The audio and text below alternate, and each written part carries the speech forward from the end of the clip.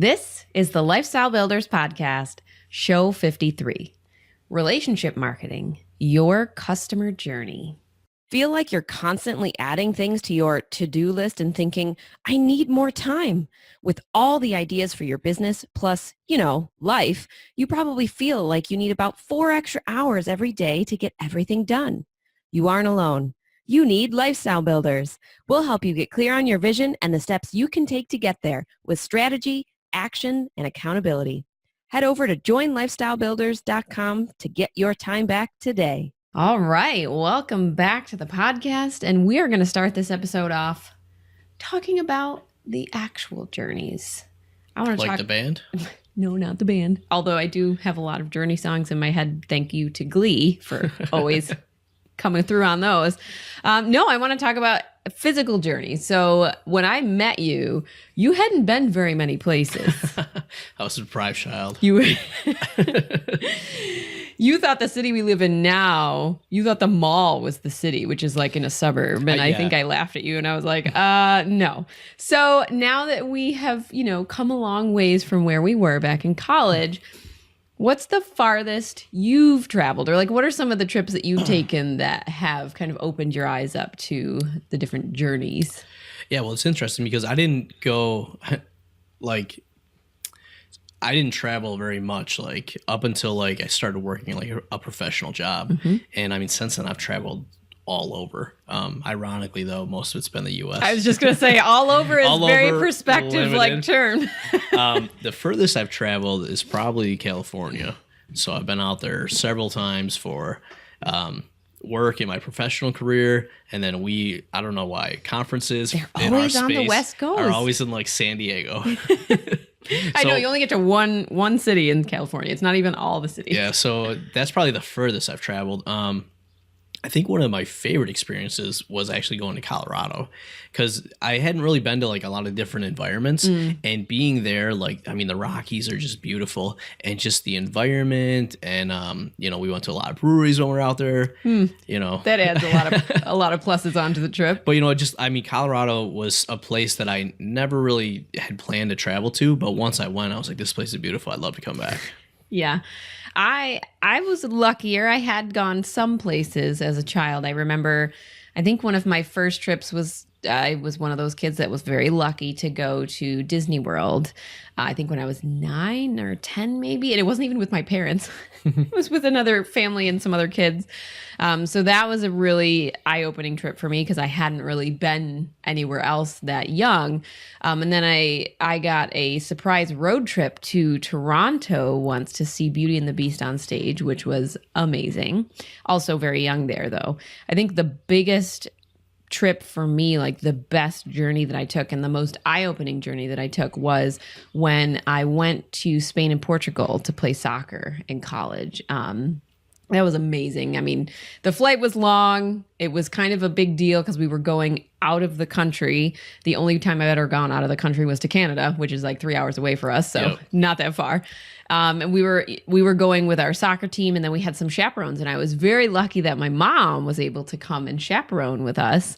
So it was kind of cool getting to experience a completely different culture and different places and a different way of life.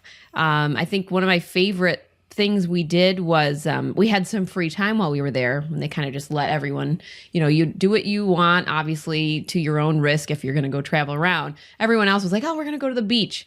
And my mom and I took a train in Portugal where neither of us spoke the language and went to the Portugal Zoo, which was really cool. Right up your alley. Right up my alley. And yeah, I think it was a really cool experience for me. And I love that we've traveled a little bit with our kids, not a ton, but as they get older, that's definitely something I want to do with them because I love showing them, like you said, the different environments, the different cultures of different places, and just the memories that you make on a journey. I was going to say, and one of the things we instituted this summer was Friday family field trips. And basically every Friday, we just took a short journey somewhere. None of them have been very long yet. Yeah, but it's somewhere a couple hours, within driving distance, and just going to all different things, even around us. Yep. So that experience, that's the thing, building those experiences And that's an important thing for everyone to do in their life. Yeah. It's also an important thing to do in your business. Wow, that was a great transition. Thank you. Thank you very much. So before we dive too deep into the customer journey, I want to talk about why your customer's journey is important. So obviously, if you listen to our episode 2 shows ago, which was number 51, we talked all about understanding your customer. This is kind of the next step beyond that. Once you understand your customer, now you can broaden that understanding to completely look at the full journey. So who are they? What do they need? What behaviors do they do? How do they find you? Kind of like that whole big picture view, which of course is right up your alley because you love the overall vision of things. Absolutely. Well, and here's the thing, so we talked on that episode about understanding your customer. And like we said, most people don't go deep enough and all of that. But then the other piece that is I almost never hear anyone talk about is, okay, now if you really understand your customer, what is that path that they're going to go on? Because what happens all too often, and I see it all the time, even with me and you, I might go out, I read a book, I do a thing, and then I have some epiphany, right? And then I come back and I try to like fast track you to the epiphany. It's not work. But I don't let you go on your own journey to get there, and it never works. Yeah. It's like the same thing, and this is like the cliche that like people use. It's like, having the first date and asking somebody to marry them, right? You haven't taken them on that journey to get to that point where that makes sense. And if you look at, once again, businesses that are struggling, they don't understand that customer journey. They don't understand how does the customer first become aware of their problems and become aware of you? And then what is that path that they're going to travel on to ultimately become a customer, become a raving fan, all of that? Most people never think about that and never even look at how their existing customers have gone down there to then design their business to support that. Yeah. Yeah. And it's an eye-opening thing to do as a business owner. We just did this recently for all of our current lifestyle builders. And it was very interesting to see some of the patterns that came out, some of the things that were similar for some people, and then other people were kind of like the outliers. So yeah, it was very interesting. And I think it's going to be something that's extremely helpful for us to go back and shift what we do and optimize what we have to make sure that as people are finding us, we're helping them through that customer journey and they're not kind of disjointed and all over the place because our content and our website and our social media accounts just don't make sense. They're all over the place. If you can go back and understand your customer's journey, all of those pieces can play a part in the bigger vision and help people find their way to you and do it faster. Well, and I'm so glad you said that because there's a lot of talk these days about sales funnels and all of that.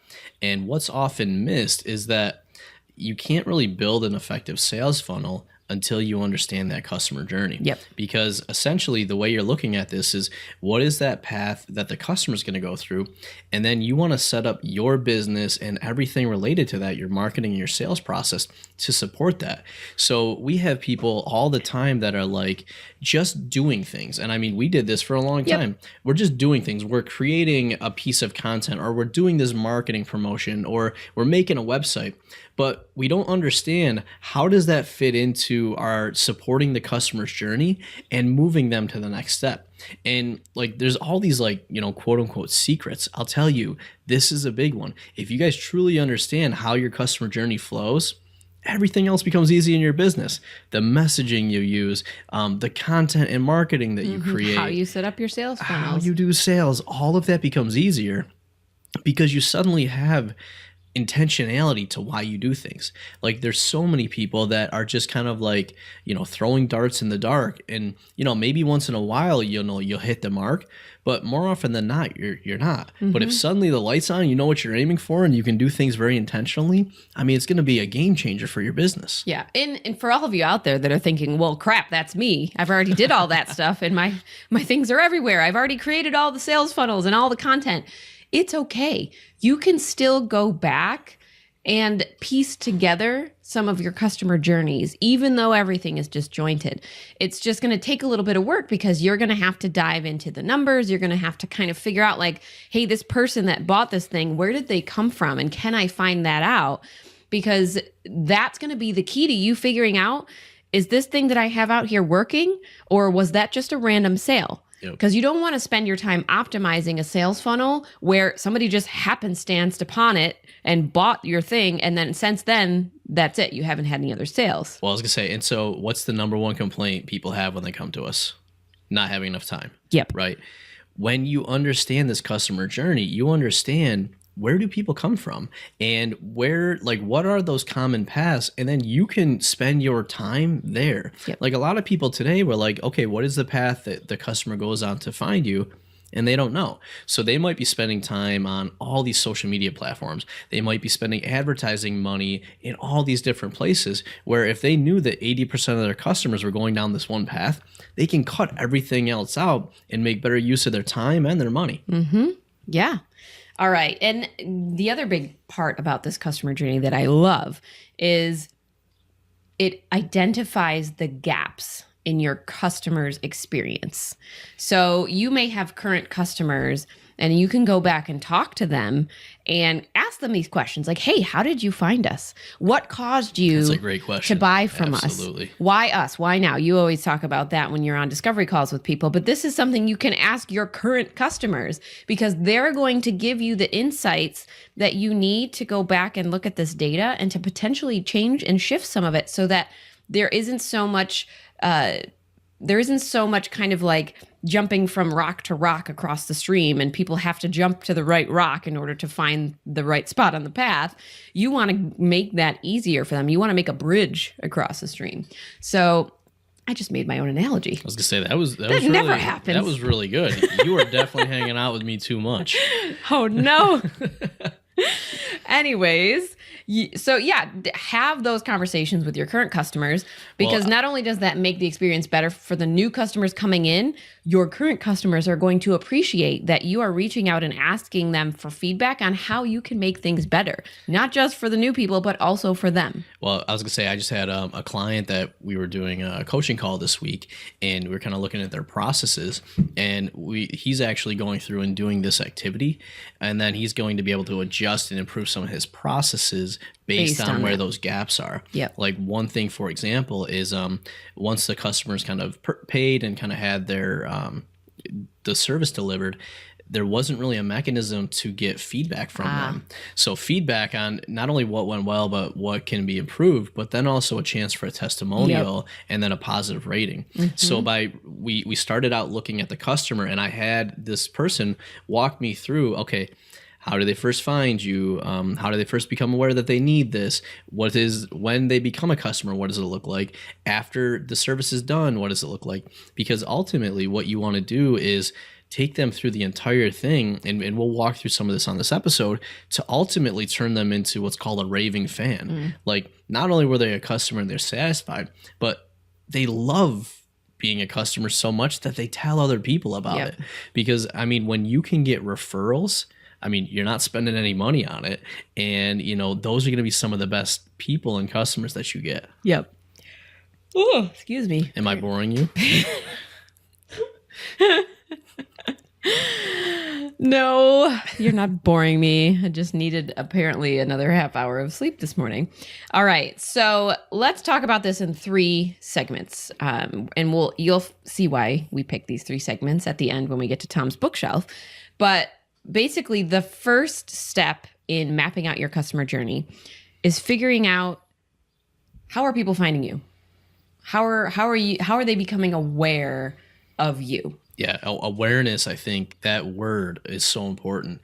And what you're going to see here is kind of like how we do everything. There's like the 30,000 foot view, and then there's the 10,000 foot view, and then you can keep diving down. But if we're looking at this awareness thing, it's, how do they become aware that they even want something? Mm-hmm.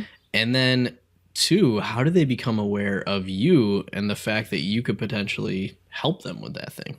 Yeah. You know, so many people don't ever think about this, and this is really the start of things. Yeah.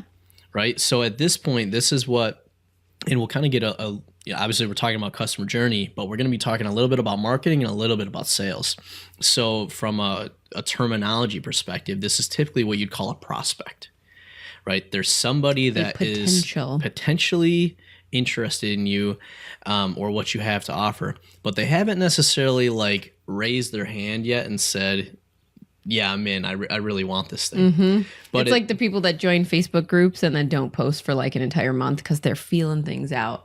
They're just sitting in the background, kind of aware of all their options, but they haven't decided on an avenue yet. Yeah, like, I mean, you know, so for example, what's something that we bought recently? Oh gosh. Okay, well let's just use. On the spot. We're in the middle of summer. It's hot. You complain every day about how hot it is. So let's say that you're sick of it being hot and you say, I want a pool. Right? All right. So there was a point where you then became aware that you wanted something. You wanted this or pool. Needed something. Or needed something. Now, it might have came up as a result of it being hot and you came to that on your own.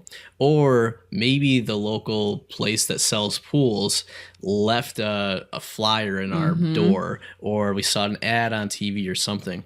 But something brings up that awareness around the fact that you want this thing and the fact that there's potentially this company that could help you do it. Right? Yeah. Are you just like dreaming about I'm now thinking about going in the pool. I was going to say, you're dreaming about this magnificent pool that you're going to have. Either that or kicking the air conditioner back on. But yeah, so at this point, it's all about really having that awareness as to, like I said, what the need is, and then also that you're available and can potentially solve this problem or need for this person. Yeah. I mean, that makes sense. I like the analogy you're going with. Okay. You like the pool? I like the pool. All right, anything to add to that? No, I want to see where you go with the analogy. All right, now I'm aware. Right. Now what? Okay, so now what we've got to do is help kind of take that next step. So you're aware of the pool. What's the first thing you do now? I'm going to probably Google that company and see what the next steps are to potentially buy a pool, or what around there. Like, if I probably look at the price, I probably look at what else needs to be done on my end before I could get this pool. Yep. So thinking about there, we hear a couple things immediately. So you went to Google. Yep. Right. I love Google. And then in this case, you're searching for the company because you're aware of them. But let's say you weren't aware of them. You might search for what? How can I get a pool? Perfect. Right. So now there's going to be a set of results that come up there. Right. And so now that we're actually piecing through how you would do this, we can see and understand more of what your experience is. So we can literally go and type that in and see what results come up. And then as we look at that, there's a couple ways for us to support you or to get in front of you at that point. One is through, if we're talking about Google, SEO, search engine optimization. So we're doing a whole bunch of stuff to get a piece of our content or our website to show up first. Another thing we can do is, you guys might have noticed, Google displays ads. Sometimes you won't even tell they're ads, but they're usually the first couple of results or they're on the side. Yep. So you can actually pay to then have your company listed at that point. Yep. Right. I know. I think another one that's kind of involved in this typical analogy, but also this before stage, is what's the messaging that you have around your product. So like when your site pops up on the SEO, how is it popping up? Because for me, if I go and type, how can I get a pool? One of the results that would catch my eye is, how can I get a pool for under a certain amount of money? Absolutely. Because everyone knows pools are expensive. It's really expensive to install brand new pool, especially if it's, in ground versus above ground. Well, and this comes back to our prior episode about understanding your customer, because if you're targeting that market, now that's going to be very important. That's the link I'm going to click on, because me as a customer, price was one of my things that I thought of as soon as I got the flyer and was like, oh, I want a pool. Now, let's say that you're targeting higher end, like you're doing custom in-ground pool installs with like the rock slide and whatever else, right? That's going to look very different. And this is where, just because somebody wants to buy a pool doesn't mean the customer journey is going to look exactly the same. And guess what? Somebody buying a higher end pool, they might not go to Google. They might, I don't even know. They probably ask for referral from somebody else they know who has Yeah, one. I mean, they might have, I don't know, maybe they got their assistant go and call someone or something, right? So that path that customer takes is very different than maybe the other one. Yeah. So you've got to understand when your customer has that awareness, where do they go and what is that first step? And then if we kind of go back to that lean canvas we always talk about, part of what's on there is the marketing channels. Yep. This Yeah, is that's what I then was going to say. tell What you channel are they going to use to come and find the problem or the solution to their problem? Yeah, people are like, well, should I be on Pinterest? Well, I don't know. Are your customers on Pinterest? Yeah, how does Pinterest fit into your customer journey? You know, maybe when somebody thinks about the fact that they want a pool, they go to Pinterest and start pinning pools that they like, and then that could lead them back to the website. I don't know. That'd be something that you'd have to test and try out and to understand. Yeah. And that's, I mean, obviously, again, this goes back to understanding your customer better, because if you understand your customer better, you're going to have an idea of the channels that they're going to use to find solutions to this problem. And you're going to have an idea of the messaging that you should be putting out there so that they find you and click on you when they're going through those channels. You want them to come to you. Absolutely. And so, by the way, I hope you guys listening realize how powerful this is, because we have people come to us all the time asking questions of like, you know, what kind of marketing should I create? What channel should I be on? How much money should I spend on this? Now, if you realize between doing a little bit of that research, doing the customer surveys we talked about before, and then actually talking to customers and really becoming them, Yep. we're now seeing what that path looks like. And it makes it so much easier to say, listen, customers that are looking to buy a pool don't listen to a podcast, so I'm probably not going to start a podcast. Right. But they might search on YouTube for, you know, how do I get started, you know, with a pool? Which type of pool is right for me? Some of those common queries. And I mean, there's many websites out there that will actually let you see what are people searching for? Yep. I mean, even if you go into Google, you can say, how do I, or whatever your initial term is, and it'll pop up with an those initial automated fillings, because people have searched those things the most. Yep. So this whole point is basically saying they've become aware and they're starting to do a little bit of research. And what you want them to do is to find you and do research either on advertising or content or whatever. And you ultimately want to then get them to the next phase, which is basically where they say, raise my hand, I'm potentially interested in buying from you. And that's the next phase, the during phase, or they've become, you'll hear a lot of people talk about this term of leads. Yep. I get leads for people. That's what this is. People have found you and they have indicated that they are potentially interested in what you have. Yeah, and if you guys can picture this, so from like a sales and marketing process, you might have heard the term CRM, customer relationship management. And oftentimes in these tools, you'll hear these terms that we're talking about. And oftentimes the journey is actually modeled with a board. And you'll see that there's a board of like contacts, just people that you know, and then prospects when they start kind of going through and doing some of that research, and then a lead when maybe they've opted in to download something, or they've clicked somehow one of your links, they've somehow raised their hand and said, I'm interested. And so you're kind of moving them across this, and this is where, you know, you don't need a lot of these like fancy tools and stuff right away, but eventually as you're kind of building out like your sales and marketing process, those tools will then help support moving people through this customer journey. Well, and I think the biggest thing with those is they give you data to look at and to be able to analyze. So obviously this whole process is very important. One of the things that you're going to want to make sure is that you're tracking all of this data somehow. So that's kind of the first step of when somebody becomes a lead. Once they've found you, can you track them in some way so that you're following along what steps they're taking through this process and making sure that you've got that journey mapped out? Yeah, well, and in some cases, they might be a prospect, so they're still doing their research and they haven't raised their hand yet. This is where some of the stuff online is really cool, because let's say somebody comes to your website and is doing some research. They haven't raised their hand yet and told you, I'm interested in your stuff. But if you have, let's say, a Facebook pixel on your website, you then have known that they've come to your website, and then you can potentially run an ad on Facebook to say, hey, here's some information on the 5 types of pools that you might buy.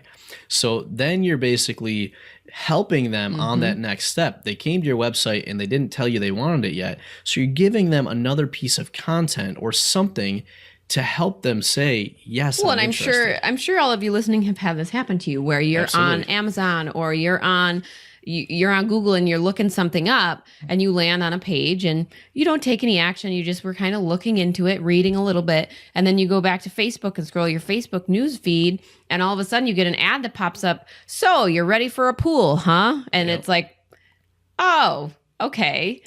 They're following you around because they saw your interest and they're trying to make sure that they're there to help you take the next step. If maybe you got distracted or you walked away because one of your kids threw something on the floor and it got all over I don't know, whatever reason, maybe you just kind of, life happened. They want to make sure that they're getting back in front of you and saying, hey, you kind of raised your hand and said you were interested in this.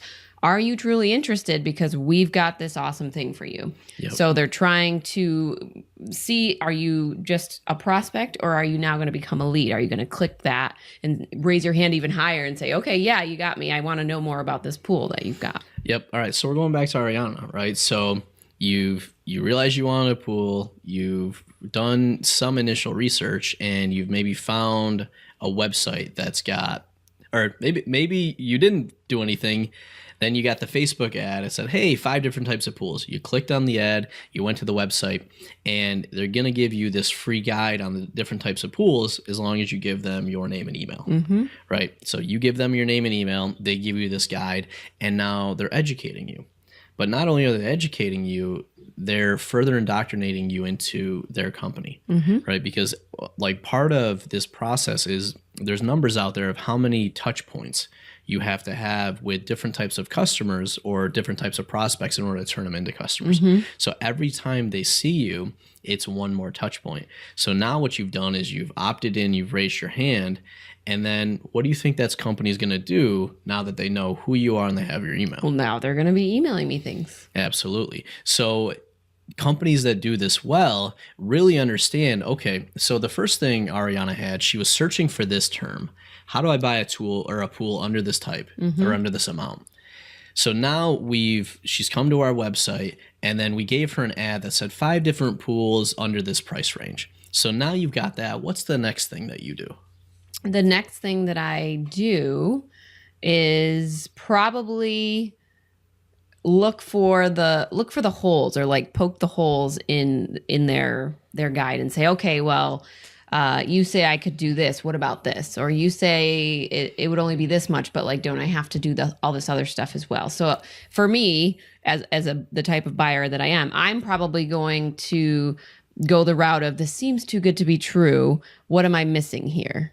So I would assume, since they have my email, they're going to put me through a sequence of emails that are kind of hitting upon those gaps or those holes that I'm poking and overcoming my objections to this thing that they just told me about. Absolutely. And that's exactly it. So basically what you're doing now is you're in kind of this research phase where you're looking around, you're trying to find the right types of pools, you're thinking about why this won't work or why this isn't the right fit for you. And now maybe we're getting towards the end of the year and you're like, well, it's cooling off. Maybe I don't need a pool anymore. So what that company's doing throughout that whole time is they're really nurturing you. So they're helping to answer your questions, overcome your objections, and help show you how you can actually buy this pool. So, Well, and ultimately what you want, once you've got a prospect who's become a lead, you want that person to make a decision. You want them to either raise their hand and say, yes, I want that, or no, this really isn't for me right now. So you can kind of just take me off your list. I'm not interested. Correct. So you want people to make the decision. You don't want people to sit on the fence and go back and forth, because ultimately at the end of the day, that means that their problem isn't getting solved. because Correct. they can't make a decision. Well, and then they're not really doing much for you because you're spending time and effort on them and they're really not sure what they're going to do. Yep. Now, so in one scenario, you may nurture them until they ultimately reach out and maybe they come to your showroom or they have a call to talk through that and they buy, or they decide it's not the right fit for them. We're getting into winter. I don't need a pool. But what a smart company will do is then kind Put you of on a put you different aside list. and maybe around like springtime, April. reach out to you again and just magically say, hey, you know it's going to be getting hot in the next couple of months. What would be perfect solution for that would be this beautiful pool that you could get right now because we're actually having a deal. If you sign up here, you're going to get it before whatever. So now they're hitting into some of that FOMO, right? Yeah. They're hitting into some of your buying styles. Like Or we they talked might about in even that do it last before episode. winter and say, hey, Sign up now. save before yourself next the year. effort next year of having to jump back in and research and find a pool you want to buy. Grab this one. Maybe you give them a special discount because winter's coming. Winter is coming. Sorry, had to do the Game of Thrones reference.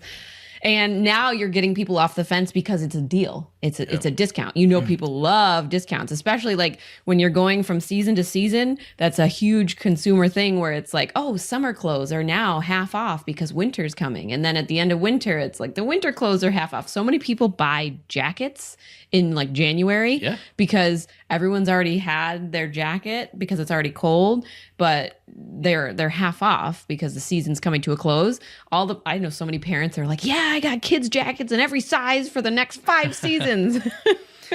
Yep. But I mean, this is where it really comes down to, because then what you can also do is say, okay, so maybe this person didn't like this. Is there something else that they might like? Something that's maybe complementary, or maybe they ultimately decided they didn't want a pool. Well, guess what? We also sell hot tubs. So now we're getting into winter and hey, here's the benefits of this. So when you really understand your customer and you take them down a path and maybe they say no to this thing, then you say, well, what do we do next with them? And you want to have, like, ultimately what you're trying to do here is to build this out so that eventually as you start scaling your business, a lot of this can be automated. And basically a customer comes in and you essentially know exactly where they're going to go, what they need next, and then you're giving that to them. Yeah. So let's talk about it. All right. So they got me. I bought a pool. Nice. Now I'm a customer. Now a lot of people think the journey ends there. Yep. Oh, all right. This person bought, they're a customer. We're good. That's it. Game over. Book done. And that's where so many businesses miss out. Couple things. One, you put all that work in to get them as a customer, but now you need to keep them as a customer. If the initial experience after purchasing isn't good, you're either going to get refund requests. So now you did all that work, you did everything right to make them a customer, and because they didn't have a good first experience or good onboarding, they're now taking advantage of your refund policy, and now you lost that sale. Absolutely last thing you want to do. Yep. So one of the best things I like to do is... Or you have unhappy customers who are sharing their very unhappy opinions all over your social media. I was going to say, yeah. And there's stats out there like a customer that had a negative experience is 8 way times more more likely. to share that experience than a positive one. So going back to... the client that I was working with, that's part of why we want to have surveys and testimonials in place there so that if there was a problem, they could go and solve that and make sure that it was resolved. And if you had a positive experience, you want your customers to actively share that. Correct. So that you can then use that in your marketing and say, hey, all these people loved it. Even if that one person has come and left a bad review, you've got 8 other positive ones that are kind of overshadowing that one negative one. Yep. So with the pool you decided to buy, and now really what you want to have happen is a really good onboarding or customer experience for you. All right, great, Ariana. When would you like to install this pool, right? And ideally, you pick a day or a time frame, or maybe they frame it up and kind of, based on their availability, but they're giving you a really good experience to where you're happy when the installation is going to happen. And then, because you've never had a pool before, maybe they're really guiding you through the process. All right, here's what you can expect. Yep. They're setting expectations and they're framing you for that. Maybe they're giving me an email sequence where it's giving me every single thing that I might ever need to know about taking care of that pool so that I don't have to go and search for it on the internet when something happens. Yep. And so now let's say they go through that process, they come, they install the pool and everything's done. What I always like to do is to give people surprises. unexpected value that they don't get. So now maybe the pool's all done, and what's the first thing that you've then got to be able to do? You got to make sure that you can maintain the pool, right? So maybe they give you this special bonus of the complete guide to maintaining your pool, as well as your first month of pool chemicals and supplies for free. So you didn't expect that, but now when you go out to see your pool for the first time, you got that. Or maybe they gave you something like, I know when now I don't know if I made this up or not. When we bought our house, did our realtor leave us like a basket or something? I don't remember. Okay, if you're a realtor, a really good thing to do when somebody buys a house, leave them a housewarming basket, right? Leave them a bottle of wine and whatever. That costs $20, but it's going to leave, like, that person's not going to forget about you, and it's going to leave an even more positive experience. Well, and as a company, you can build these things into the cost of your product. Absolutely. Your customer doesn't know that you've built it in. So now it looks like they've gotten a bonus. It's something that you've already predicted and you've already fit in. So it makes that customer experience just that one extra step of, wow, they added this bonus in of, I get my first month of chemicals to take care of my pool. Now that's something that I don't have to worry about, and I don't have to go out and make the extra effort to do. Another thing you want to make sure that you're always doing with current customers is asking them what else they need or what else you could provide to them. Because similar to that nice little bonus of, hey, here's the monthly or the guide to taking care of your pool plus 1 month of chemicals. Another thing you might want to ask is, would you like us to ship you these chemicals once a month for the entire life of your pool? Here is this monthly cost you can buy into this program. And then you as a customer don't have to worry about maintaining the pool because you know that it's going to show up in your mailbox. I mean, the subscription service industry is huge right now. People don't want to have to make the extra effort. So if you as a company are thinking of that first and asking people, hey, would you like this service added on? And they're raising their hands and saying, yes, now you've just made those customers, the lifetime value of that customer is worth more, because not only did they buy the product from you, but they are going to continue paying you afterwards for the lifetime of that pool because they've bought into your subscription of monthly pool products. Say there's so much gold in what you just said there. The first thing is customer lifetime value. So let's talk about that for a little bit. So that is basically, it's just like what it sounds. So ultimately, what's the value of that customer? And if you just sell them the pool, like let's say the pool was $5,000. If you just sell them the pool and that's it, the lifetime value of that customer is $5,000. But if you sell them the pool and now you add in the monthly subscription of pool chemicals, and let's say on average that people subscribe to that for 3 years, you now make, I don't know, let's say you make an extra $1,000 a year on the pool chemicals. So you now turn that customer from a $5,000 customer into an $8,000 customer. That's huge. And like we said, it's always easier to sell to an existing customer than to a new one. So now instead of having to go and do all the marketing and spend the money to get a new customer to come in at $5,000, you're just offering this to your existing customer and you're making an additional $3,000 without having to do all of that. That is beautiful. The other thing is, from a business perspective, if you're always having to chase the next deal and get new customers, it hurts your cash flow.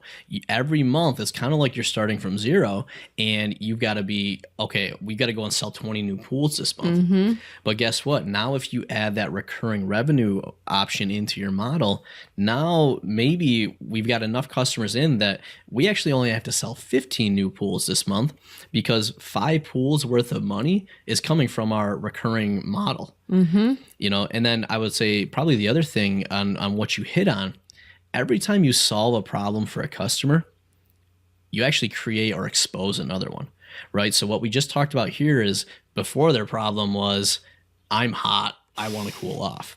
So now you've solved that, you've given them the pool.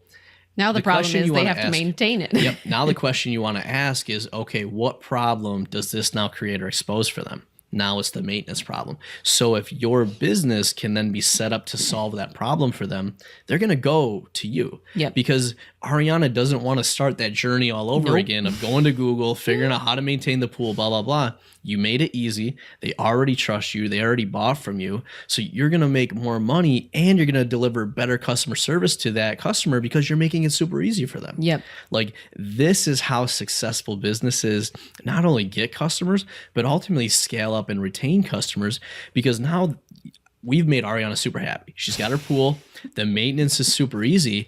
And now when her friends come over and they're like, this is great. Like, where did you now guys I'm get it telling from? them exactly where I got it from. And I'm raving about the customer service that I received from them and all the extra bonuses and little niceties that they added in.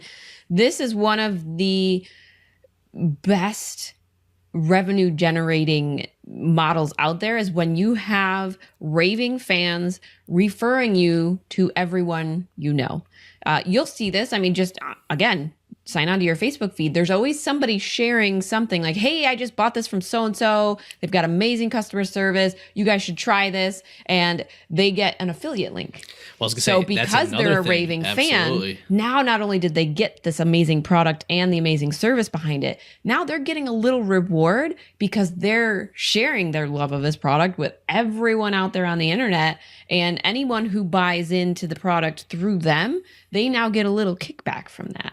So not only is it great to have an amazing product that you love, now you get to share that with everyone and get a little reward off the other side. I was gonna say, and that's like the ultimate, and that's how you ultimate, and that's why, like, that's how these companies have created tribes and communities, and the loyal fan following that they have is because not only do they deliver an amazing product, they have great customer service, they take care of their people, and now they're even rewarding their people even more by saying, hey, if you share this with your friends, we'll give you a reward on top of, obviously that person gets the product as the reward. So It's like a win-win-win. Well, and now, so let's even play it further. So we didn't just stop when they became a customer.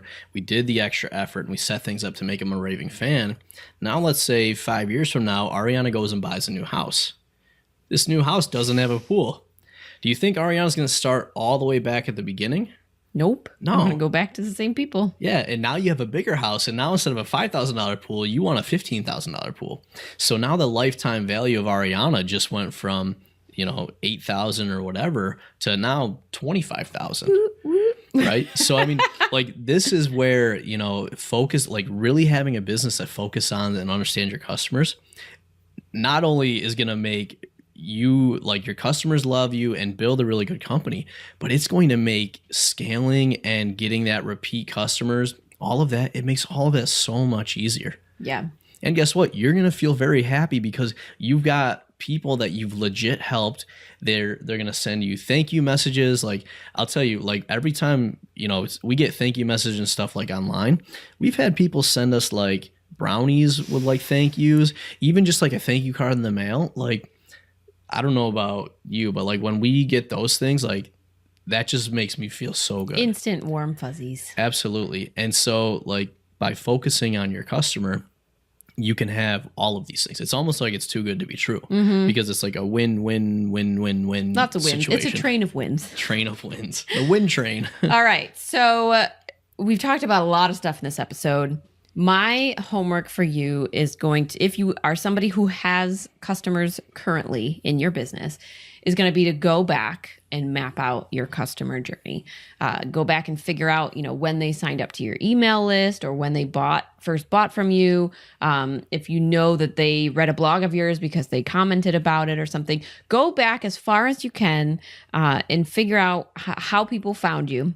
And if needed, ask them how they found you and what made them buy, because that is going to be some of the best information that you can gather. Absolutely. And so once you have that customer journey mapped out, I want you to then go and experience it like your customer would. Ooh. Right? So go and let's say they're going to Google and they're typing that in. Go and type that in and see how do you rank, right? Click on the link and see what the experience is. Opt in for the free guide and make sure everything works. Is anything slow? You know, are people doing it on a computer or on a mobile device? Do it on your mobile device if that's where people are going to be, because far too often we put things in place that actually make a terrible customer experience and we lose people along the way. So I want you to then actually go through it, because you're going to find opportunities for you to improve your process that's ultimately going to make it better and benefit you and the customer. Yes, I love that. And if you're somebody who wants to do this, but you're really struggling with putting it together or the process itself, come and join Lifestyle Builders. We did an entire implementation workshop around how to figure out who your customer is and your customer journey. And we're constantly putting in new action plans and doing these implementation workshops so that people can learn the basics of what they need to and then go and implement something in their business and do it. So I would highly suggest you come and join us in Lifestyle Builders and walk through this process. I was going to say, and the beautiful thing too is obviously we just walked through this and you guys can definitely take a listen back and kind of build this out yourself. What tends to happen is you get stuck along the way, and depending on like your marketing channels or your specific business, it may not be as clear how to put some of this together, or what it should actually look like for you. So part of what we have in Lifestyle Builders is weekly Q&As. We've got the community, so we've got a whole bunch of support. So it's not like you just get this action plan and you go, but it's like we'll actually be there to give you some of that custom guidance so that you get this put in place for your business and ultimately get a lot of these benefits. Yeah, and our bookshelf for today is actually really, really good for the entire process we walked through. We pretty much based it around that book, and it's the 1-page marketing plan. Yeah, and so the subtitle of this is Get New Customers, Make More Money, and Stand Out from the Crowd. Now, what's really cool about this book was that, we'd had a lot of marketing experience prior to this, but sometimes when you get knee deep into things, it's almost tough to bring it back and go back to the basics. It's foundational. And what this book does, and if you guys are watching the video here, what you'll see is that there's actually some very simple templates, and we're big fans of like 1-page templates. And so, obviously. Yeah. So what they did in this book was they actually have a 1-page marketing plan template, and the book is actually organized around a lot of what we talked through here. Before, when someone's a prospect, during, when somebody's a lead, and then after, when they're a customer. So this book will give you that 1-page template, as well as walk through each of the sections in detail and help you fill it out and come up with your marketing plan for your business. Yeah, I love it. Sweet and simple. Sweet and simple. All right. It's been another great episode with Tom and Ariana, your hosts and Lifestyle Builders. And as always, it's your life, your business, your way. We'll see you next time. Bye. Are you a Lifestyle Builders podcast fan? We'd love to hear from you. Head on over to tomandariana.com/iTunes and leave us a review. Are you frustrated by a lack of momentum in your business? Do you want real-time guidance and support from seasoned entrepreneurs who really care about your results? If you're nodding your head or awkwardly shouting yes in public somewhere, then we invite you to join Lifestyle Builders, a mentorship program designed to meet you where you are and give you strategic and custom guidance so you can build the business you need for the life you crave. You can find out more at joinlifestylebuilders.com.